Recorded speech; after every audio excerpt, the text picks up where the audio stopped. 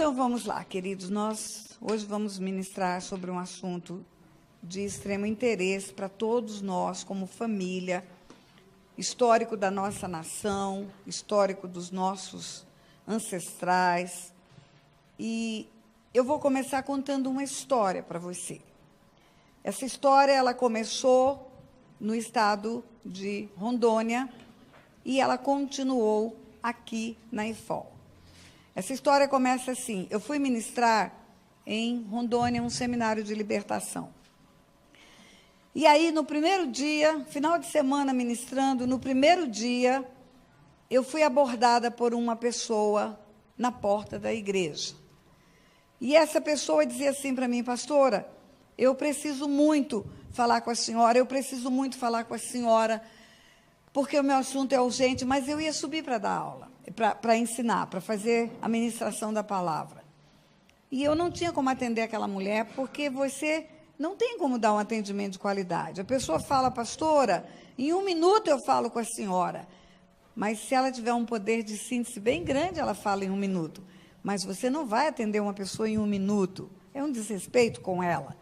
Você tem sido atendido aqui, sabe que é pelo menos 1 hora para atender uma pessoa. Mas aquela mulher insistiu com tanta veemência que eu vi que havia uma aflição no coração dela. E eu falei com o pastor: pastor, estica um pouquinho o louvor para eu conversar com essa mulher. E ali mesmo, na porta da igreja, nós começamos a conversar. E ela falou: pastora, que Deus é esse que a senhora serve? A senhora é uma mulher de Deus e eu acho que a senhora tem respostas para mim. Que Deus é esse que eu me converti, que eu sirvo, que eu apresento meu filho para ele. E Deus está matando o meu filho. E eu falei: como assim? Ela disse: pastora, eu tenho um filho que tem 21 anos e esse filho está com câncer nos testículos. E ele tem um câncer que se alastra, é um câncer invasivo. Tentamos todo o recurso que podia para não operar, mas não tem solução. E nós estamos indo para Porto Velho para ele sofrer uma cirurgia mutilatória. Pastor, ele tem 21 anos, ele é solteiro, está noivo, não sei nem se vai casar mais depois dessa cirurgia. Pastora, ele é virgem, ele fez um pacto de santidade com o Senhor, ele nasceu no Evangelho. Ele e a noiva combinaram de não ter intimidades, só no dia do casamento. Pastora, meu filho nunca andou fora da presença do Senhor. O tempo do meu filho foi todo ele na igreja. E que Deus é esse que está fazendo isso com meu filho? E à medida que aquela mulher falava, e chorando, e eu com pressa, e querendo socorrer aquela mulher, na minha mente só vinha uma frase: aborto, aborto, aborto. E aí eu perguntei para aquela mulher: me responde uma coisa, antes de gerar esse filho, você já fez aborto? Aí ela brigou comigo, ela reagiu com aspereza. Ela disse: pastor, eu não estou falando de mim, eu estou falando do meu filho. Eu me converti na juventude, tive experiência de não ser da igreja, mas o meu filho não, pastora. O meu filho nasceu no Evangelho. Os primeiros passos do meu filho foram no altar, pastora. E, de novo, aquela palavra aborto, aborto, e eu disse: minha irmã, não tenho tempo, só me responde, você fez ou não fez abortos antes de gerar esse filho?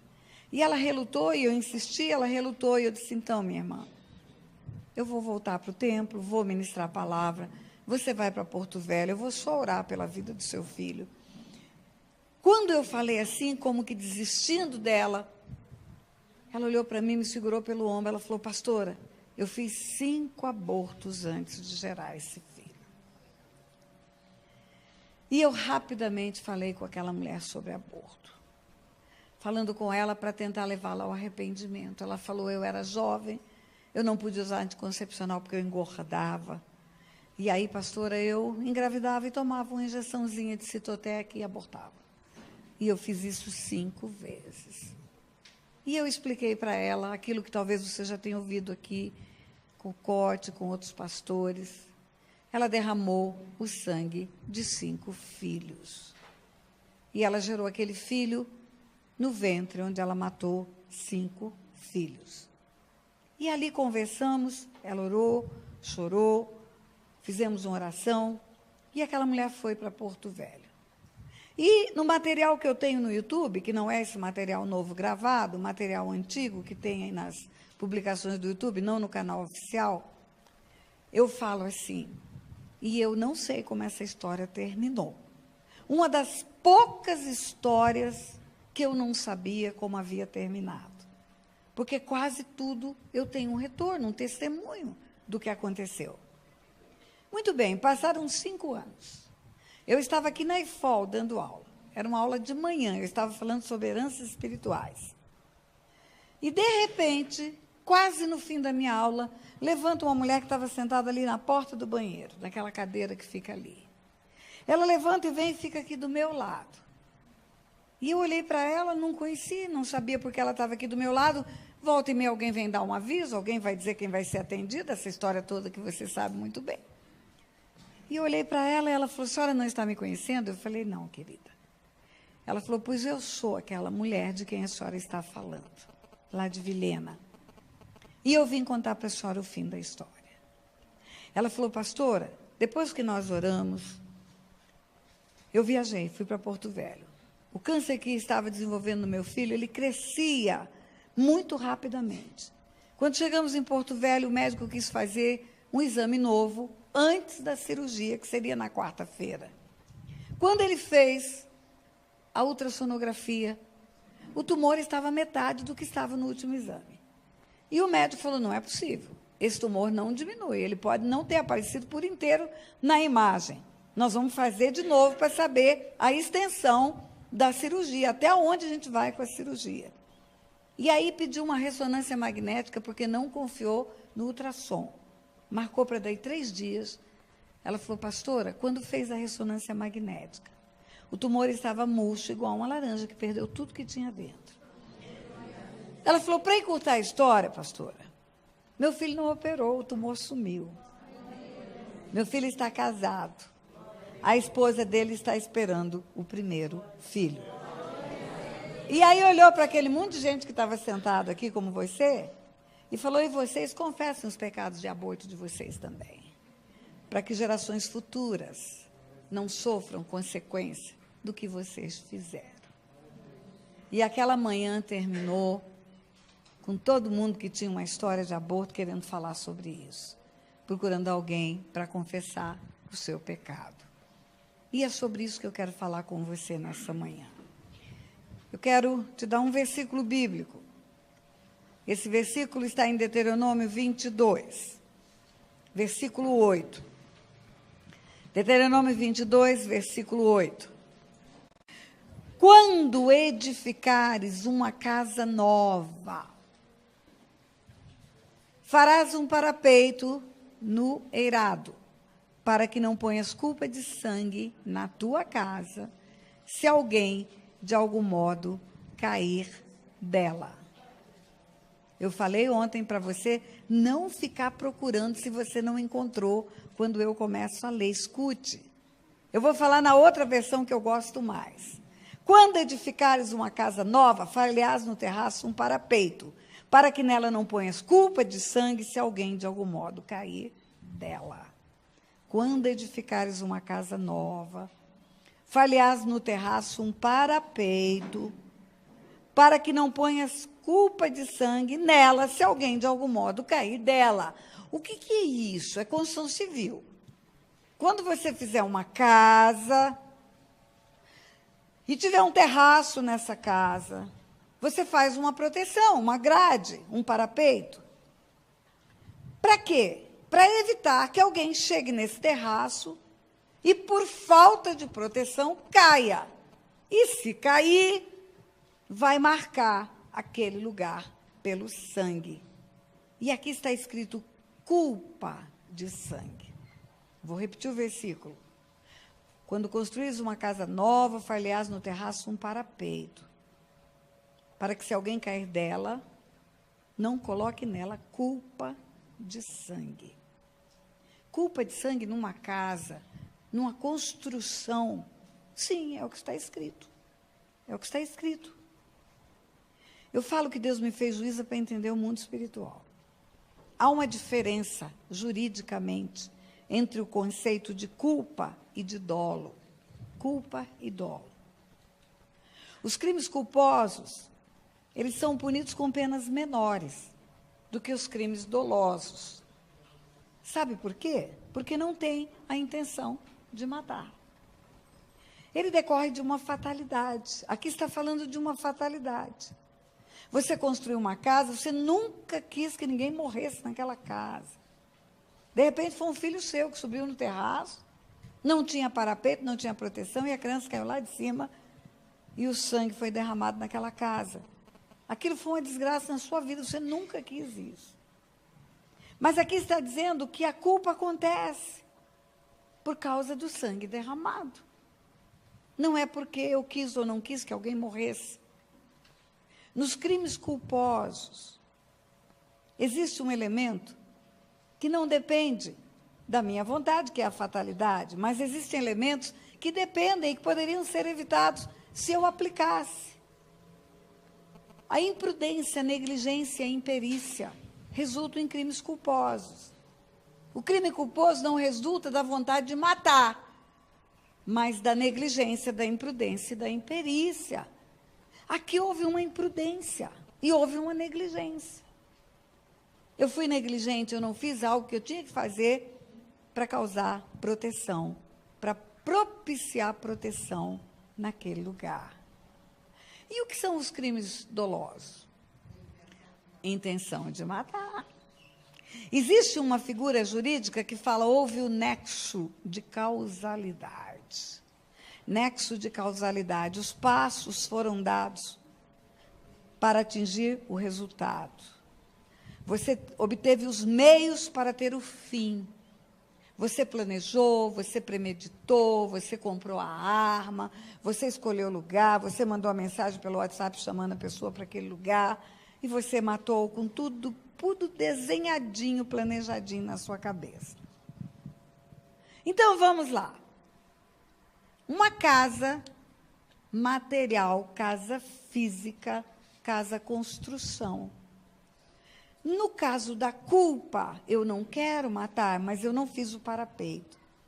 Ainda assim, mesmo eu não tendo tido vontade de ter o resultado, essa casa ficou marcada pelo sangue.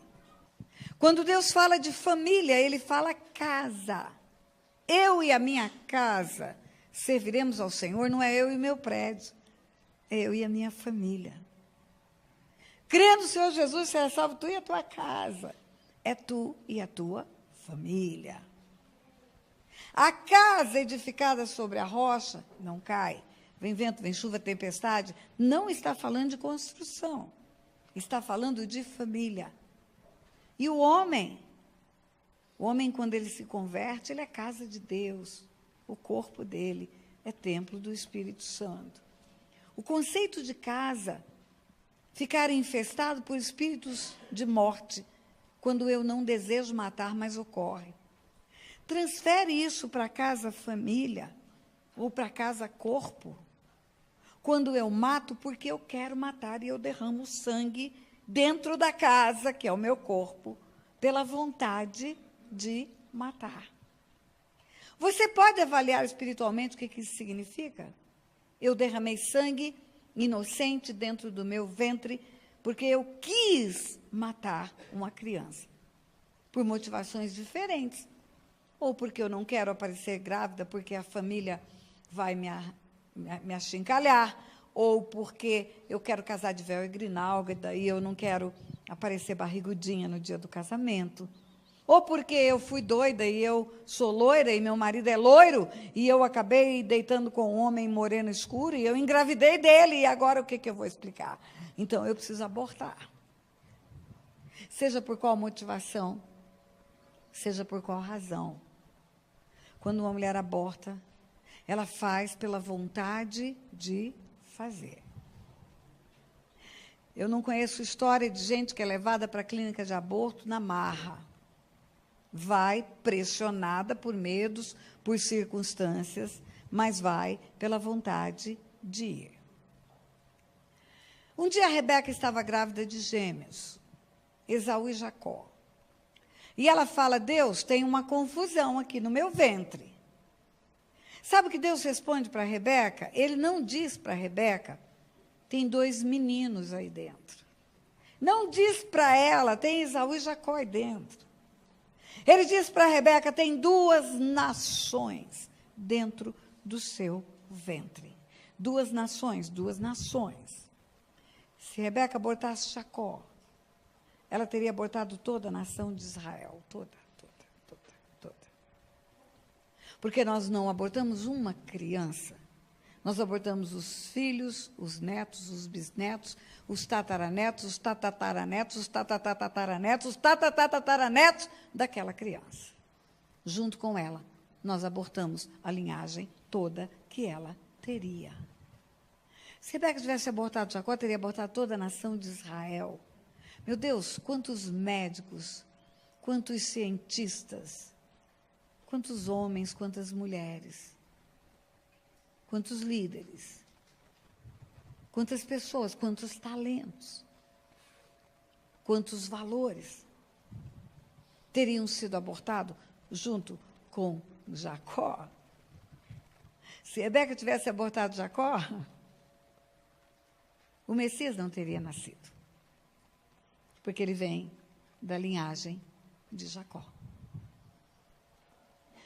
O que eu quero dizer para você é que nós achamos que é pouca coisa abortar uma criança. Nós achamos que matar um homem, pegar uma arma, atirar na cabeça de um homem, é muita coisa. Mas abortar uma criança no ventre, não, é uma bola de carne. Não é uma bola de carne. Não é uma bola de carne. É um ser completo, com tudo que viria para ter na terra que Deus colocou no ventre. Os filhos são herança do Senhor, o fruto do ventre, o galardão. Antes que eu te formasse, eu te conheci, diz o Senhor para Jeremias.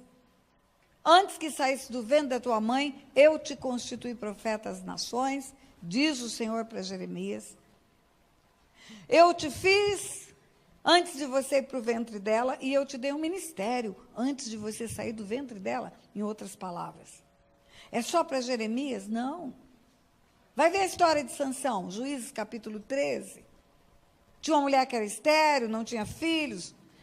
O povo de Deus estava sendo afrontado pelos filisteus. Chega um anjo e fala para uma mulher, eis que tu és estéril, não tens filho, mas vai conceber e darás à luz um filho. E esse filho vai ser o libertador de Israel. Deus vai mandar para sua barriga um ser. E esse ser vai ter o ministério de libertador na terra. Todos vêm de Deus, voltarão para Deus e têm um ministério nessa terra. Eu vou fazer um parênteses bem aqui. E eu vou voltar para o Éden, a nossa conversa de ontem. Eu creio no que eu vou te dizer. Quando Lúcifer foi expulso do céu, quando ele saiu da presença de Deus, porque pecou. Aliás, eu vou fazer um parênteses do parênteses. Em Colossenses, capítulo 1, a partir do versículo 15, fala da pessoa de Jesus, do seu ministério. Ele é a imagem do Deus invisível, o primogênito de toda a criação. E o Pai, versículo 19 e 20, o Pai colocou ele numa cruz, para, pelo sangue dele, conciliar com o Pai, ou reconciliar com o Pai, todas as coisas. Tanto as que estão na terra, quanto as que estão nos céus, está escrito. Aprove ao Pai que toda a plenitude residisse nele, para que, através do sangue dele derramado na cruz, reconciliasse consigo mesmo, com o Pai, todas as coisas, tanto as que estão na terra, quanto as que estão no céu. Tanto as que estão na terra, quanto as que estão no céu. Por que o céu precisou ser reconciliado com Deus? Por que o sangue de Jesus, como está em Colossenses, capítulo 1, versículo 20, reconciliou os céus com Deus? Porque o pecado não começou no Éden, igreja. O pecado começou no céu. No céu. Quando o anjo de luz, formado por louvor da glória de Deus, querubim ungido, tornou-se Satanás. Lá começou o pecado. E quando esse anjo pecou no céu, ele foi expulso. E ele teve dupla condenação. A primeira é a perda da presença de Deus. Expulso foi. E a segunda, um lago de fogo e de enxofre por toda a eternidade.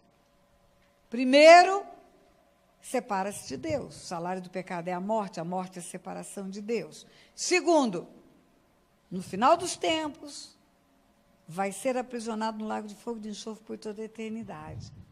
O Senhor Jesus fala, eu estou vivo, estive morto, e tenho comigo as chaves da morte e do inferno. Com essas chaves que ele tem nas mãos, ele vai aprisionar Satanás num lago de fogo e de enxofre por toda a eternidade. E esse ser espiritual, que foi expulso do céu, porque houve guerra no céu, para expulsar esse ser espiritual, quando ele veio para a terra, ai do céu, ai da terra e do mar, porque foi expulso para cá. Quando ele veio para cá, ele veio com o aprendizado de o que acontece quando um ser criado por Deus resolve pecar. Primeiro, perde a presença de Deus. Segundo, um lago de fogo e de enxofre por toda a eternidade. Primeira parte da condenação, perda da presença. Segunda parte da condenação, lago de fogo e de enxofre por toda a eternidade. E eu creio que com essa convicção, com esse entendimento, ele levou o homem ao pecado. Ele viu Deus formar o homem. A imagem e semelhança de Deus, ontem falamos, para ser filho. Ele viu o que Deus fez. Ele viu Deus fazer o planeta e depois de ter feito tudo, também disse Deus, façamos o homem à nossa imagem conforme a nossa semelhança. Ele viu o amor de Deus pelo homem e o cuidado de Deus. Quando Deus providenciou tudo, entregou para o homem dominar. E ele teve um plano. Eu creio no que eu estou lhe dizendo, mesmo não estando escrito, mas eu creio nisso. Qual foi o plano? Eu vou levar o homem a pecar. E se eu consigo fazer o homem pecar, Deus, que é um justo juiz, vai ter que puni-lo igual puniu a mim, um anjo. Qual é a punição? Separação de Deus, primeira parte. Segunda parte, um lago de fogo e de enxofre por toda a eternidade. E ele viu Deus tirar o homem do Éden depois do pecado. Ele viu a primeira parte. Deus tirou o homem da sua presença. Éden significa presença de Deus. E eu creio que ele aguçou os ouvidos para escutar Deus dizer, e agora o homem está irremediavelmente condenado a um lago de fogo e de enxofre por toda a eternidade. E qual não foi a surpresa do diabo? Eu creio que ao invés de escutar Deus proferir uma sentença de condenação a um lago de fogo e de enxofre por toda a eternidade, ele escutou Deus dizer, da barriga da mulher nascerá o que pisará a cabeça da serpente. Eu vou te dar a oportunidade de glorificar Deus mais alto. Não, eu vou falar de novo para você repetir. Qual não foi a surpresa do diabo, ao invés de escutar Deus dizer, e agora você está condenado a um lago de fogo e de enxofre por toda a eternidade, o diabo escutou Deus dizer que da barriga da mulher nasceria o que pisaria da cabeça da serpente.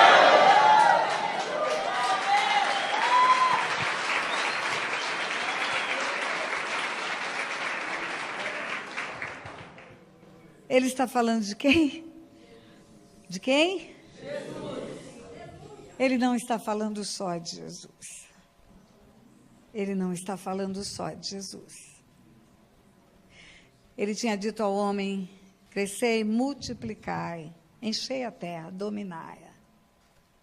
Ele estava falando de seres que nasceriam da barriga das mulheres.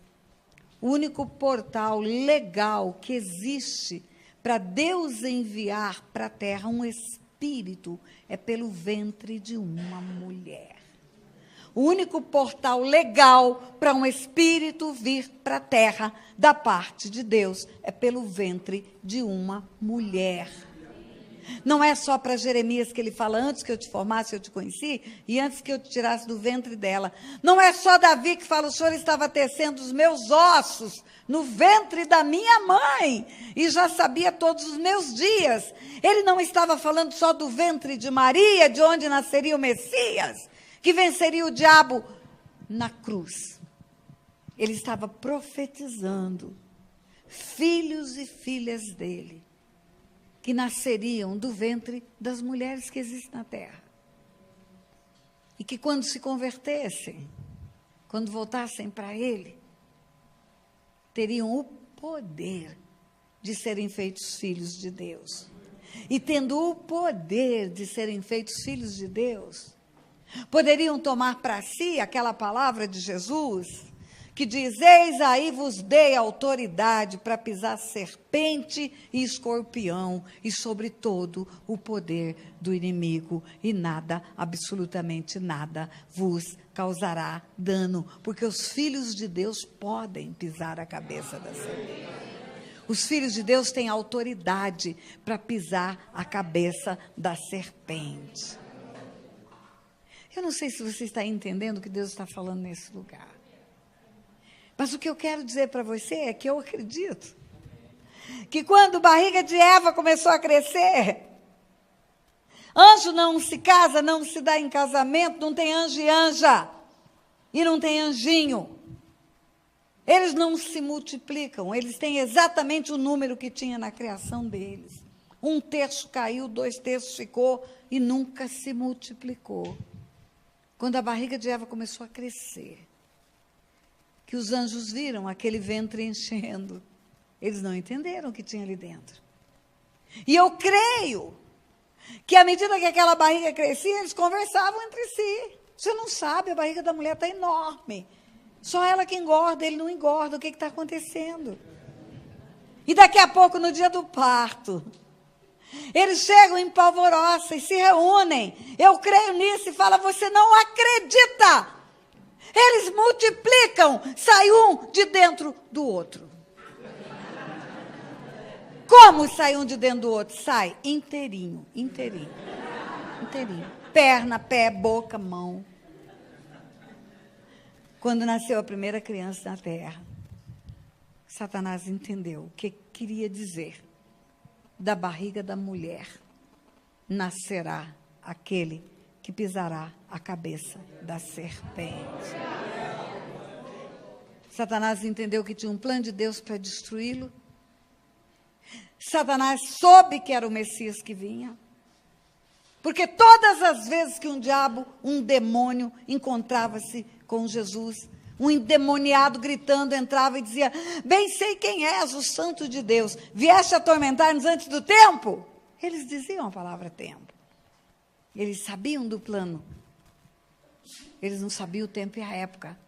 Mas eles também entenderam que do ventre das mulheres haveria uma multiplicação na face da terra. Homens e mulheres nasceriam. Seriam espíritos que viriam de Deus, não apenas Davi, não apenas Sansão, não apenas Jeremias, mas eu e você e muitos espíritos na face da terra. E cada um desses espíritos teria a possibilidade de se encontrar com Deus. E cada um desses espíritos que, encontrando-se com Deus, tornar-se filhos de Deus, seria cheio de autoridade para pisar serpente, escorpião e sobre todo o poder do inimigo. E Satanás descobriu que a barriga das mulheres é uma encrenca para eles. Satanás descobriu que as mulheres geram filhos que não são delas, são filhos de Deus. Satanás descobriu que as mulheres geram heranças do Senhor. Satanás descobriu que mulheres emprestam só a barriga, porque quando morre aquela criança que virou um homem e ficou velho, e vai para o pó, o corpo, o espírito que veio um dia para a barriga volta para Deus. Satanás entendeu isso. E ele colocou toda a artilharia dele para matar crianças dentro do ventre, desde a antiguidade. Desde Moloque pedindo sacrifício de crianças, até os tempos de hoje. Derramamento de sangue de criança. é uma articulação do inferno, para que não venham filhos e filhas de Deus na terra amadurecerem, crescerem, descobrirem quem são, encherem-se de autoridade, descobrirem como você descobriu ontem, que Deus é o teu Pai, e que você tem autoridade como filho de Deus para transformar o lugar onde você vive. Satanás colocou toda a artilharia dele. Eu acabei de vir do Japão, foi lá que eu caí. No Japão, quando uma pessoa faz um teste de gravidez, e ela vai para o médico com um teste de gravidez, o médico pergunta, você quer gerar ou você quer abortar? Porque aborta no serviço público de saúde. Só querer. Aqui nessa nação está sendo apresentado um projeto de lei por um endemoniado para permitir o aborto até o 9º mês da gravidez, independente de motivação. Basta que a pessoa diz, eu não quero ter filho.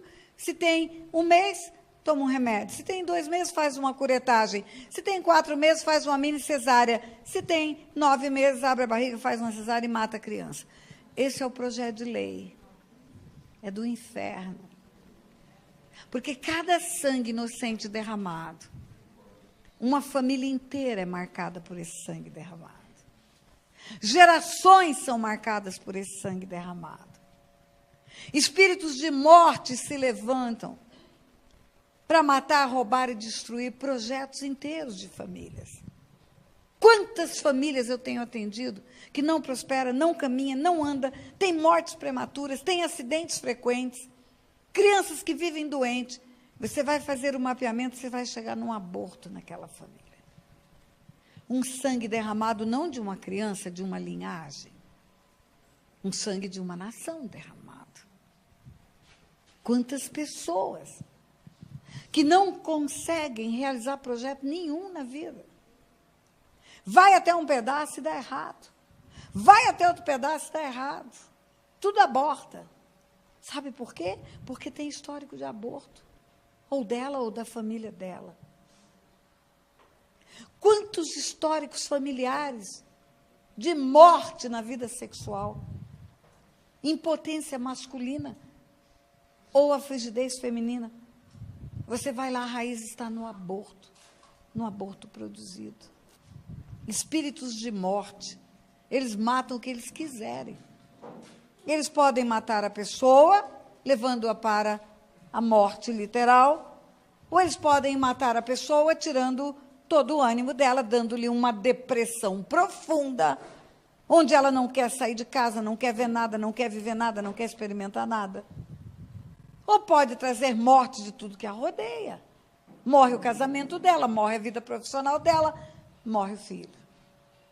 Aborto, espíritos de morte, derramamento de sangue. Deus chama as gerações à existência num plano que ele tem. A Bíblia fala que quando Paulo esteve em Atenas, ele foi ao Areópago, Atos 17. Está escrito isso. A partir do versículo 22. E os atenienses tinham muitos altares no Areópago, era lugar da idolatria deles. E ali tinha um altar vazio, inscrito ao Deus desconhecido. E o apóstolo Paulo, como bom evangelista, usou aquele altar vazio, aquela inscrição ao Deus desconhecido, para falar do Deus dele. E ele fala, varões atenienses, em tudo vos vejo religiosos. E passando aqui, viu o objeto dos vossos cultos, e viu um altar que está escrito ao Deus desconhecido. E ele diz, esse que vocês adoram sem conhecer, é justamente o que eu vos anuncio. E aí ele vai falar do Deus dele. Esse Deus não pode ser feito por mãos humanas, nem é servido de mãos humanas. Porque de um só, ele fez toda a raça humana. E estabeleceu os tempos determinados e os limites da sua habitação.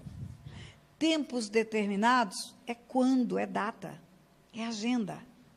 No tempo determinado eu vou fazer isso, no tempo determinado vai acontecer. Ele estabeleceu os tempos determinados e os limites da habitação. Vai nascer quando e aonde? Em Adão. Deus já tinha planejado que neste tempo, nesta época, no século 21, no começo do século 21, haveriam 7 bilhões e meio de pessoas vivas sobre a face da Terra. Mas ele planejou mais do que isso. Os que foram abortados eliminaram linhagens. Deus chama as gerações à existência. É uma agenda dele, é um plano dele. Quem vai nascer quando e aonde? Vai nascer em tal época, em tal lugar. E ele manda o espírito para a barriga. Vai nascer em tal época, em tal lugar, e ele manda o espírito para a barriga. Vai nascer em tal época, em tal lugar, ele manda o espírito para a barriga. Um aborto interrompe um projeto de Deus para a humanidade. Um aborto não só é uma oferenda para Satanás, mas é uma afronta ao plano de Deus para a humanidade.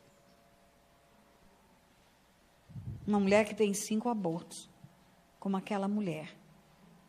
Vamos imaginar que cada filho que ela entregou para a morte tivesse uns 2, 3 filhos. Vamos dizer 2. Então, os 5 que ela matou, cada um teria 2, são 15. E cada um do que os filhos teriam mais 2, e você vai chegar numa progressão geométrica. Quando você chegar na 4ª geração, você vai ver a quantidade de morte que houve naquele aborto, naquele derramamento de sangue. E eu quero dizer algo a você. Eu falo que Deus me fez juízo para entender o mundo espiritual. Não é preciso que você pratique o crime com as suas mãos. Basta que você favoreça o crime. Você é cúmplice. Vamos imaginar uma criança. Vamos imaginar que tem uma criança aqui de 1 mês de idade. Tem uma pessoa com a criança no colo. Essa criança tem 1 mês de idade. Todo mundo acha lindo uma criança de 1 mês de idade. Lacinho no cabelo, roupinha bonitinha, toda cor de rosinha. Ai, que fofinho, assim que a gente fala. Que fofinho, que fofinho. Tem 1 mês de idade, está no colo da mamãe. Aonde que essa criança estava 9 meses atrás? No ventre. Era uma gravidez de 1 mês. Ela tem 1 mês para fora, retrocede 9 meses, ela teria 1 mês na barriga da mãe. Uma gravidez começando, é quando ocorre a maioria dos abortos, 1 mês, 2 meses. Se essa mulher tivesse abortado com 1 mês de gestação, ela não teria abortado uma bola de carne, ela teria abortado essa criança. É essa criança que ela teria matado. Que hoje a gente olha e fala, que fofinha, que lindinha, que gracinha. Então, vamos lá. A pessoa chega e fala, pastora, eu nunca fiz aborto. Minha irmã fez. Minha irmã fez e eu fiquei muito preocupada, porque eu não queria deixar minha mãe sozinha para a clínica de aborto. Com medo de acontecer alguma coisa, eu nunca fui favorável. E eu jamais faria. Mas eu acompanhei a minha irmã numa clínica de aborto. Não tem problema, né, pastora? Tem. As mesmas consequências que vêm sobre a sua irmã, vêm sobre a sua vida. Como assim, pastora? Como? Vamos pegar essa criança que já nasceu, que tem 1 mês de idade. Esquece da criança no ventre. Vamos pegar essa criança agora. Sua irmã diz assim, eu não quero esse filho, eu não desejo mais essa criança, e eu quero matar essa criança, e eu vou levar ela para um lugar especial para matarem ela. Você vai comigo para eu não ir sozinha? É a mesma coisa. Pastora, eu não acompanhei ninguém para fazer aborto. Eu tinha uma colega de trabalho. Essa colega, ela engravidou, ela tinha uma vida toda desregrada, ela engravidou, pastora. E aí, eu estou escutando lá, eu não me meti, eu até fingi que não entendi, para não deixá-la constrangida. Eu só soube do aborto. Você fez alguma coisa para impedir isso? Não, pastor, eu não me meti.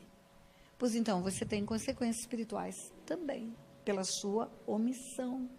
Como assim, pastora? Eu não tenho nada com isso. Não. Imagina você estar na mesma sala que está essa mulher com uma criança no braço de 1 mês. E ela fala para todo mundo que ela vai matar essa criança. E você sabe, você tem a notícia do crime. E você não faz nada. Você fica de braços cruzados esperando o crime se consumar. E você acha que você não tem responsabilidade. Tem. O homem fala assim, pastora, eu não me meti. É o corpo dela, é a barriga dela. Ela tomou a decisão. Era meu filho, eu sei que era meu filho, e eu não me meti porque eu deixei ela fazer a escolha. Ah, é? Se a sua mulher pegasse um filho seu, de 5 aninhos de idade, e falasse, eu vou contratar um pistoleiro para arrebentar a cabeça dessa criança, você diria, ah, ela que sabe, ela é a mãe, ela que gerou, ela que resolve, ela que faz. É a mesma coisa. No mundo espiritual é a mesma coisa. A criança no ventre é um ser enviado por Deus, completa. Ela só não estava do lado de fora. Ela está do lado de dentro. Um dia, nós fizemos um jejum pela igreja em Resende. Não é por um ministério. Por todos os ministérios da cidade de Resende. Deus nos pediu esse jejum. Um grupo de pessoas entrou num jejum muito, muito grande por causa da igreja. Porque estavam acontecendo coisas terríveis no meio da igreja. Tinha acontecido algo terrível, uma igreja foi lacrada, fechou as portas. O Ministério Público botou lacre na frente da igreja. Jornal Nacional tocou no assunto, porque uma pessoa caiu dentro da igreja e o pastor achou que a pessoa estava endemoniada e ficou lá expulsando demônio, e a pessoa caiu numa crise epilética, teve traumatismo craniano e morreu dentro da igreja, por falta de discernimento espiritual daquele pastor. Não sabia discernir o que é natural do que é espiritual. E a igreja em Resende começou a sofrer muitos ataques. E Deus nos pediu um jejum. A morte chegou dentro da igreja. O espírito de morte veio e matou uma pessoa dentro da igreja, no fim de um culto. Pastores morrendo.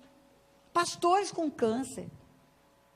E o Senhor falou, ora, jejua. E chegou o dia do meu turno. Nós tínhamos turnos de oração.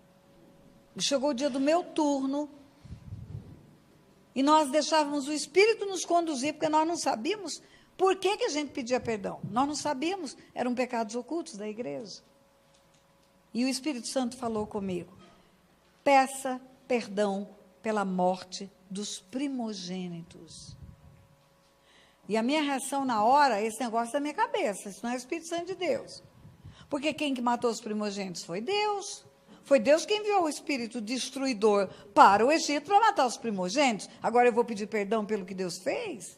Quem sou eu? Mas o espírito fala, não é os primogênitos do Egito que eu estou falando para você pedir perdão. Não é aquela história. É para pedir perdão pela morte dos primogênitos dos filhos do meu povo. Porque com a morte dos primogênitos, eles abriram janelas espirituais para espíritos de morte que hoje estão trazendo o que estão trazendo para a igreja aqui em Resende. E eu fiquei sem entender direito. Mas o Espírito me esclareceu. Você normalmente mata o primeiro filho. Você é jovem, um namoro impuro, engravida uma menina. A menina não quer mostrar uma gravidez. Depois ela toma juízo, vai usar um preservativo, mas no começo nem tem preocupação. E o índice altíssimo dos abortos é do primogênito. É a morte do primeiro filho. E Deus falou, as minhas filhas vêm e casam de véu e grinalda. Mas junto com a grinalda delas entra no templo o sangue dos primogênitos que foram mortos. E nós entendemos naquele dia o que estava acontecendo no meio da igreja. Você sabe, homem,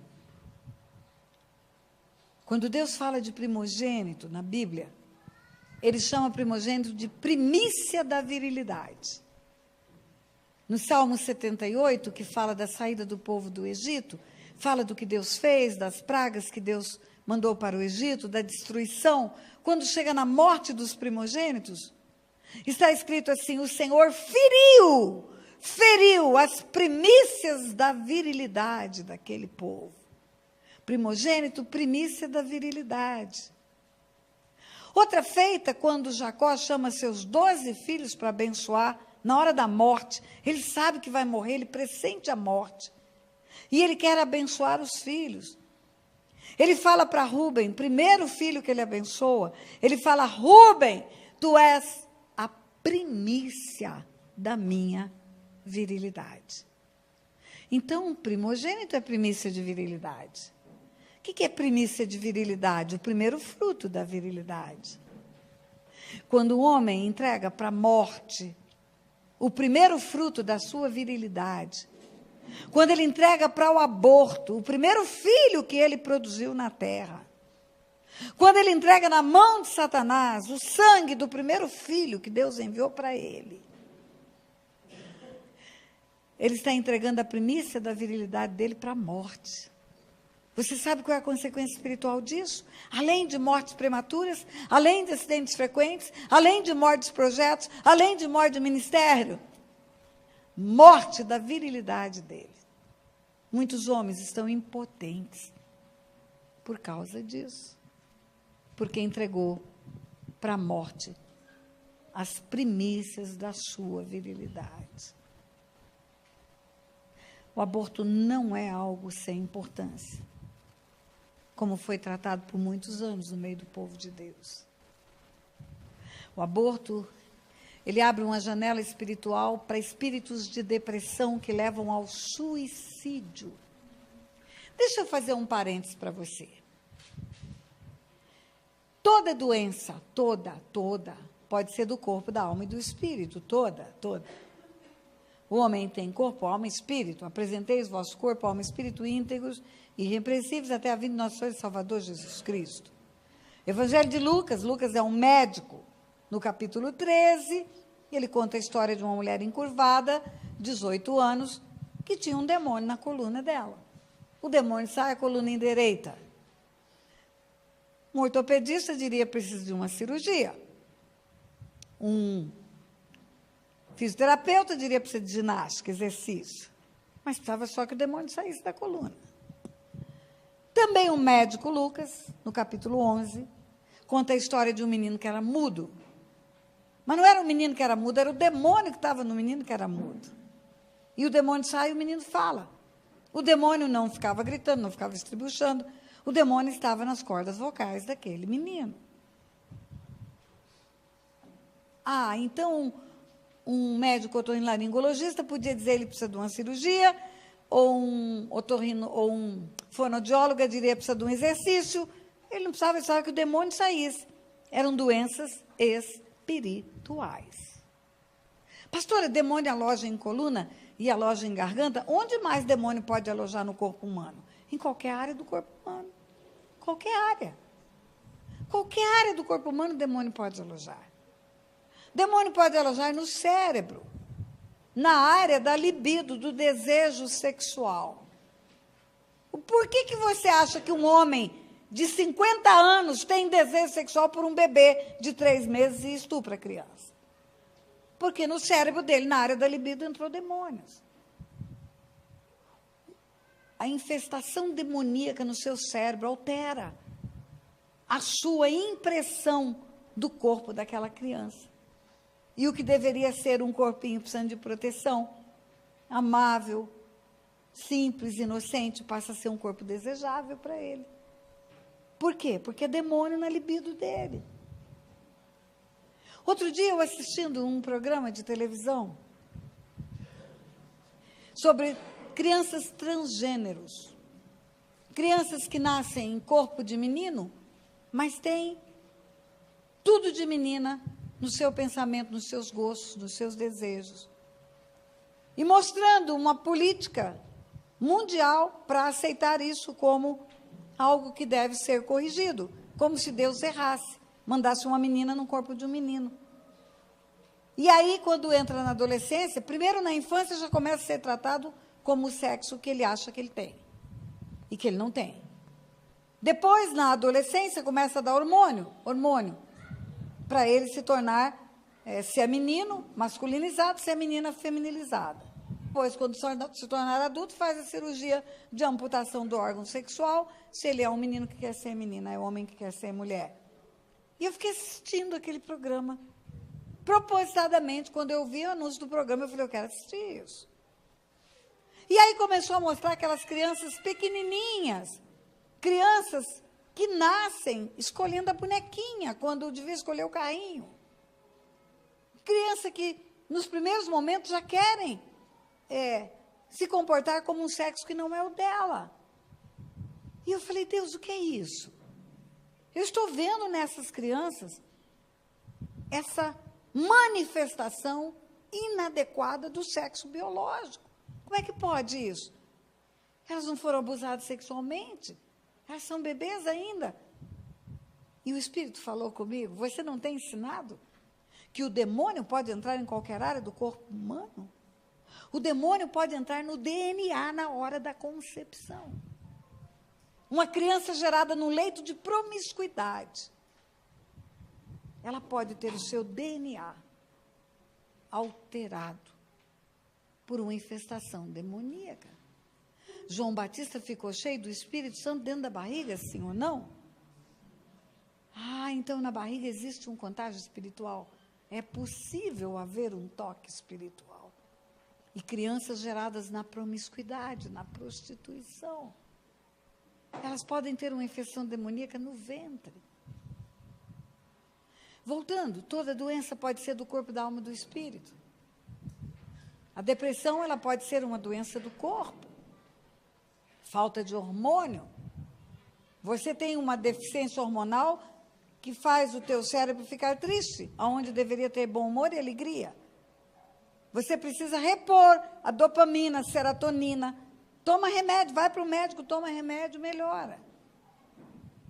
Mas quando você vai para o médico, toma remédio, melhora, e não melhora, não é do corpo. Não é do corpo. Às vezes a pessoa toma remédio 14 anos e não resolveu. É a mesma coisa tomar remédio para gripe 14 anos e continuar gripada. Tem alguma coisa errada. Aí você pensa, então, pode ser da alma essa depressão. A depressão da alma é uma depressão reativa.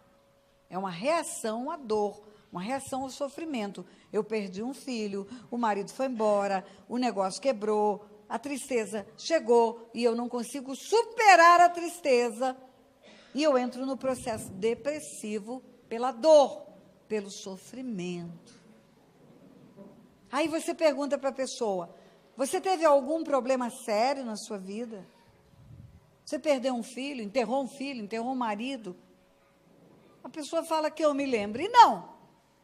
Então não é da alma, porque ninguém enterra um filho e esquece que enterrou. Não é do corpo, porque o remédio não está funcionando.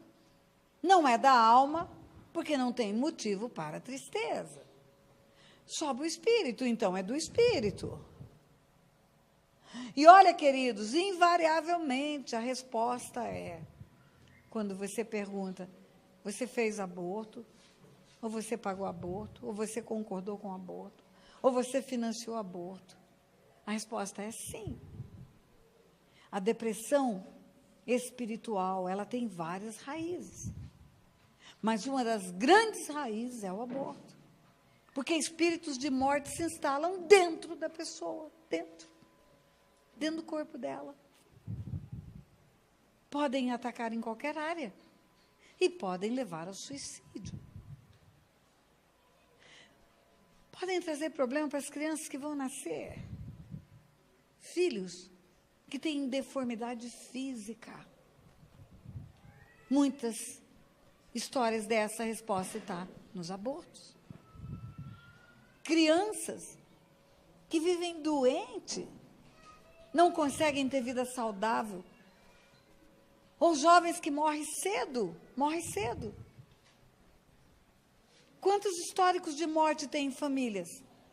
Por causa de abortos de gerações passadas? Porque Deus visita a iniquidade dos pais nos filhos até a 3ª e 4ª geração. Lógico que você não tem mais dúvida disso, o pastor Cortes está ensinando isso desde o começo da IFOL, sobre maldição. A única coisa que eu quero acrescentar para você sobre maldição, porque eu estou falando de aborto e eu estou falando da maldição que vem do aborto, é que quando nós confessamos o nosso pecado para Deus, só para Deus, só para Deus, nós temos uma resposta de vida eterna. Quando nós confessamos o pecado para outra pessoa, e há concordância na terra, e consequentemente a concordância no céu, nós podemos desligar a história espiritual, no mundo espiritual. E aí, além da vida eterna, nós podemos ter vida abundante aqui e agora. Porque aquela mãe ia perder um filho com câncer nos testículos, porque nunca tinha confessado o seu aborto. O rapaz estava salvo, pastora? Estava. Era um filho de Deus. Nasceu no Evangelho. Ia morrer e ia para o céu. Mas ia morrer com 21 anos, por causa de câncer nos testículos. Enquanto aquela mulher não abre a boca e não confessa, a legalidade está na outra geração. Nós não confessamos os nossos abortos. Eles são feitos em clínicas clandestinas, remédios tomadas escondidas, segredos que ficam nas famílias. Mas quando nós fazemos o mapeamento do que vem depois do nosso aborto, eu não conheço uma história de um aborto numa família que o preço não tenha sido alto, pago por alguém naquela família. Muitas mulheres perderam o corpo dela, parte do corpo dela, em câncer de útero, câncer de ovário, câncer de mama, por causa de abortos. Muitas mulheres perderam a capacidade sexual, eram completamente fogosas no tempo do namoro, até o aborto. A partir do aborto começa uma decadência física, a libido vai embora. O aborto, queridos, ele elimina gerações, ele atrai espíritos de morte, ele deixa um legado de morte, enfermidade, doenças e acidentes para 4 gerações. E ele é o pecado mais escondido que eu conheço. Dificilmente uma pessoa aborta, chega em casa, reúne a família e fala, eu abortei. Eu não conheço nenhum caso. Dificilmente uma jovem que abortou na sua juventude, agora está casada com outra pessoa, que não é o pai da criança que ela abortou, ela chega para esse novo marido e ela fala, eu matei um filho antes de te conhecer. Dificilmente um homem que entregou o dinheiro para uma pessoa fazer um aborto, ele vai contar que fez isso para alguém. E Satanás segura pela nossa mordaça, pela prisão que ele coloca na nossa boca. O dia que aquela mulher levantou e veio aqui à frente, ela falou, meu filho ia morrer. Único filho. Como é o único filho, sabe o que o diabo ia fazer? Ia acabar toda a geração daquela mulher. Ela matou 5 no ventre, sobrou um, que veio depois dos 5, porque ela já era uma mulher madura quando gerou ele. E agora Satanás mata ele com um câncer de testículo, ou não mata, mas leva toda a possibilidade dele procriar. Ele não pode mais procriar porque vai retirar os testículos. Sabe o que Satanás faz com isso? Mata toda a linhagem futura. Naquela mulher acaba a geração dela. Você entende o plano do diabo? Pastora, eu já abortei. Não aconteceu nada comigo. Eu tenho saúde, eu tenho vida sexual, minha vida está muito bem, obrigada. Pois eu quero te dizer, o risco não é só de acontecer com você, é de acontecer com 4 gerações. Você vai esperar acontecer com um filho, com um neto, com um bisneto e com um tataraneto? Eu estava em Recife ministrando para mulheres e eu falei sobre aborto. E aí tinha uma médica no meio delas. Quando terminou a palavra, a médica veio me procurar no final da reunião,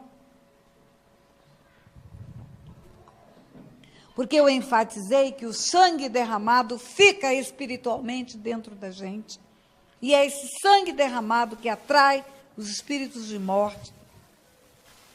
E ela falou para mim, pastora, tudo que a senhora falou, tudo bem, mas essa história de sangue dentro da gente, pastora, isso aí é muito difícil para mim, que estudei biologia, que conheço o corpo humano, acreditar que possa ter um sangue dentro de alguém. Minha irmã, é um sangue espiritual. O sangue que clama diante de Deus é espiritual também. O sangue que marca a casa e bota a culpa de sangue é espiritual. Você pode passar o rodo, lavar, no mundo natural ele vai sair, mas no mundo espiritual ele está lá. Ela disse, pastora, eu fiz aborto. Eu sou médica, meu marido é médico, nós temos uma clínica e nós atendemos muitas pessoas, nossa vida está muito próspera, temos filhos adolescentes, e eu engravidei fora de hora. Houve uma falha lá da pílula que eu tomo, muita gente engravidou com a pílula naquele tempo, e eu engravidei. E nós, juntos, de comum acordo, resolvemos que não era hora de ter uma criança, ia atrapalhar nossa vida profissional. E aí nós escolhemos o aborto, e como eu demorei para descobrir que eu estava grávida, nós fomos a um colega, e o colega fez a curetagem. Ele tirou a criança de dentro do meu ventre. Pastora, tem 5 anos que eu fiz esse aborto. E eu estou muito bem. Minha vida sexual é normal. O meu corpo é saudável. Não tem nada errado. Meus filhos vivem bem. Então, é muito difícil eu acreditar no que a senhora está falando. Eu falei para ela, querida, eu tenho uma sugestão para você. Vamos orar. Vamos orar e vamos fazer uma oração colocando Deus à prova. Porque se eu estou errada, eu tenho que parar de ensinar isso. Eu tenho tanta coisa na palavra para ensinar. E eu não quero ensinar coisas que não têm fundamento. Agora, se eu estiver certa, pode não ter acontecido nada com você ainda. Ainda. Pode ser que até o 5º ano você não tenha câncer, mas no 7º você tenha. Pode ser que até no 5º ano que você fez esse aborto, nenhum filho seu tenha sofrido um acidente com morte ou perda de membros. Isso é muito comum em quem fez aborto. Mas pode ser que no 10º ano isso aconteça. Então, se eu estiver certa, você está correndo risco. Porque abriu uma janela espiritual para espíritos de morte agirem na tua vida. Então, vamos orar. Se eu estiver errado, eu quero que Deus fale comigo. E se eu estiver certo, eu quero que Deus fale com você. Vamos fazer essa oração em concordância? E fizemos. O seminário durava 3 dias, era o primeiro dia. Fizemos aquela oração, aquela médica foi embora. Muito cedo, no dia seguinte, ela telefona para a casa da pastora, onde eu estava hospedada.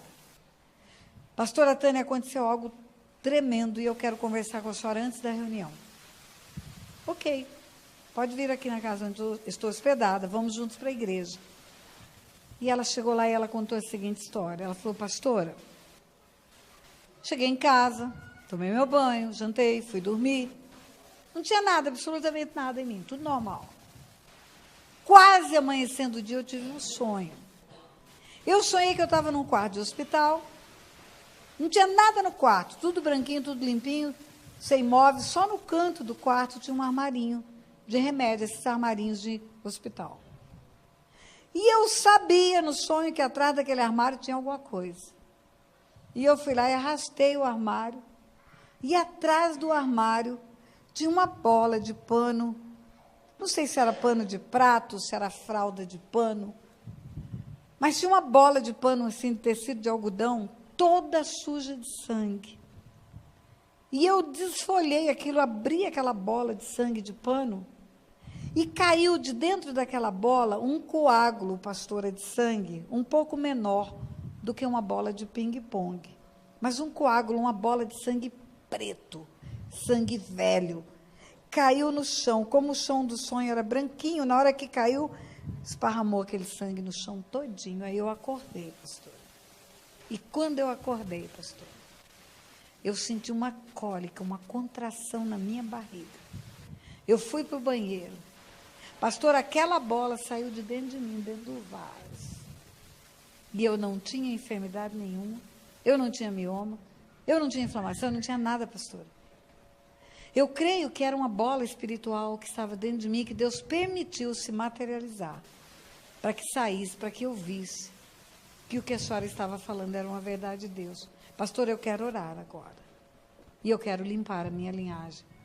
Porque eu creio que eu ainda não sofri consequências. Mas pelo que Deus me mostrou, eu posso sofrer consequências no futuro. O sangue derramado fica dentro do corpo da mulher. O sangue derramado vai marcar a criança que é gerada no ventre onde houve um aborto. Ela foi gerada no lugar de morte do primeiro irmão, no túmulo do irmão. Essa outra criança tem consequências também. E eu quero nessa noite terminar falando algo que para mim é uma bomba quando eu falo sobre isso. Eu quero fazer um cenário, fazer uma cena aqui.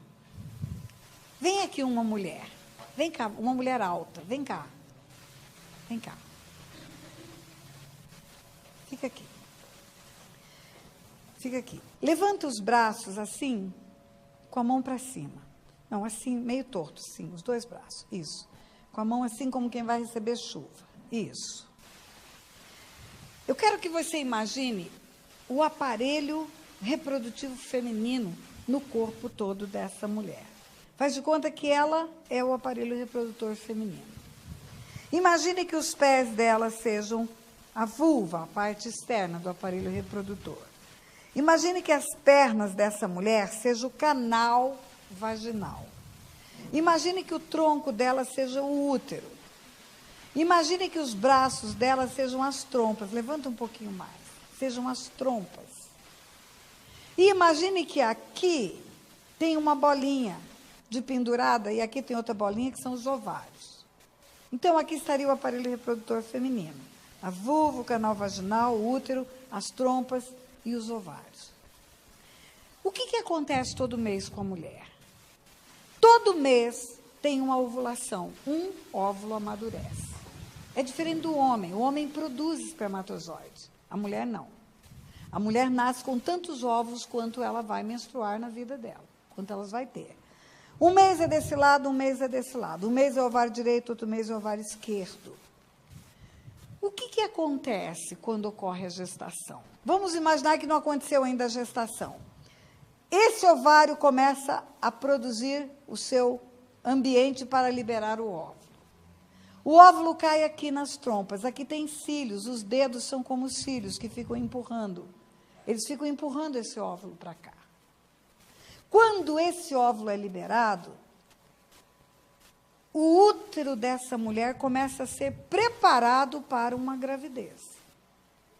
Ocorre uma vascularização, microveias começam a se multiplicar, começa a encher de tecido fofo aqui dentro. Se ocorrer a gravidez, se esse óvulo chegar aqui fecundado, essa preparação toda aqui vai ser a placenta. Se não ocorrer a gravidez, essa preparação toda vai ser a menstruação. Então, a menstruação não é o óvulo. A menstruação é o interior do útero, o endométrio, que é preparado para receber a criança. Aonde que ocorre a gravidez? Aonde que junta óvulo e espermatozoide? Vamos imaginar que aqui seja a trompa, eu vou dividir em 3 partes essa trompa. 3 pedaços iguais. A gravidez se dá no terço distal. O que é terço distal? A terceira parte mais longe, essa aqui. A gravidez ou a fecundação, o encontro do óvulo com o espermatozoide, se dá nesse lugar. Isso significa que, numa ejaculação, o homem introduziu o seu órgão sexual, ejaculou, o espermatozoide passa pelo útero, passa pela primeira parte da trompa, passa pela segunda parte, e aqui na terceira, ele encontra com esse óvulo que chegou aqui nesse lugar. Aqui começa a multiplicação. Era um óvulo e um espermatozoide, células distintas. Quando elas se juntam, elas chamam ovo ou zigoto. E a partir do momento que se encontra, começa uma multiplicação. 2, 4, 6, 8, 16, 32, 64, 128, multiplica. O que é a gravidez tubária? É quando multiplicou muito rápido e entalou. Não consegue continuar descendo. A gravidez tubária é o crescimento rápido do embrião e ele fica parado aqui nesse lugar. Antigamente era a morte certa, hoje a medicina já trabalha com a possibilidade de tirar ele daqui e colocar ele aqui. Mas não é isso que eu quero falar. Eu quero te dizer que enquanto esse caminhar está acontecendo, aqui está sendo preparado um ninho. Um ninho. Deus está preparando. Quando esse óvulo chega aqui, ocorre o que a medicina chama de nidação. Nidação é chegar no ninho. Chegou no ninho. Ela nem sabe que está grávida ainda. E aí, eu quero te contar que um dispositivo chamado DIU, que é colocado aqui dentro, de cobre, que tem uma pontinha para cima, tem a finalidade de matar o embrião. O DIU é abortivo. Ele já está multiplicando, ele já tem o DNA do pai, ele já tem o DNA da mãe, ele já tem a cor dos olhos, ele já tem o tamanho do pé estabelecido, ele já tem os talentos, já sabe se vai ter dom musical ou não. Ele já tem sistema nervoso. Quando ele chega aqui, ele é fincado numa ponta de cobre. E ele morre. Você entendeu o que eu quis te dizer? Muitas mulheres, sem saber, mataram as suas crianças no ventre. Todo método, escute, que é muito importante o que eu vou te dizer. Todo método contraceptivo, depois da gravidez, é abortivo. Pílula do dia seguinte. DIU. Pastor, existe um DIU chamado Melena? Esse DIU não é abortivo. Alguém falou isso para mim um dia numa reunião. Como que esse DIU funciona se ele não é abortivo, então? Ele cria um ambiente químico e ele impede a passagem do espermatozoide pelo útero. Ele cria um campo impeditivo para o espermatozoide continuar a chegar na trompa. Eu preciso aprender sobre isso. Aí eu estava nos Estados Unidos, estava em Boston, ministrando para mulheres, falando sobre aborto. E aí eu falei, chegou ao meu conhecimento que o tal do Melena não é abortivo, eu não sei, não tenho informação científica para isso. O DIU de cobre é abortivo, o Melena não sei se é ou se não é. Levanta, Deus é tão maravilhoso que levanta uma mulher lá, uma moça, uma jovem. E ela fala, pastor, eu sou fulana de tal, trabalho no laboratório tal, e nesse laboratório é que foi criado esse dispositivo intrauterino de Melena. E eu quero dizer para a senhora que ele não é abortivo igual ao outro. Ele é menos abortivo, mas ele é abortivo também. Como é que é menos abortivo? Como é que pode ser uma coisa menos abortiva? Ela falou o seguinte, pastora, ele cria um ambiente químico, sim, para evitar a passagem dos espermatozoides. Mas tem um número reduzido de espermatozoides mais fortes que conseguem passar. E eles chegam até o final e eles geram. Encontra com o óvulo. Aí, quando volta, o ambiente químico mata na volta. Então, vamos dizer que ele seja 5% abortivo. Ele é abortivo. 1% abortivo, ele é abortivo. Todo método que faz alguma coisa depois que gerou é abortivo. Tem que ser antes. Por que diferença tem a forma como eu mato, por asfixia ou por estrangulamento? Uma faca no peito ou um travesseiro na cara. Não tem diferença no mundo espiritual. E muitos de nós, por ignorância, vivemos uma vida de prisões espirituais. Meu povo perece por falta de conhecimento. De conhecimento.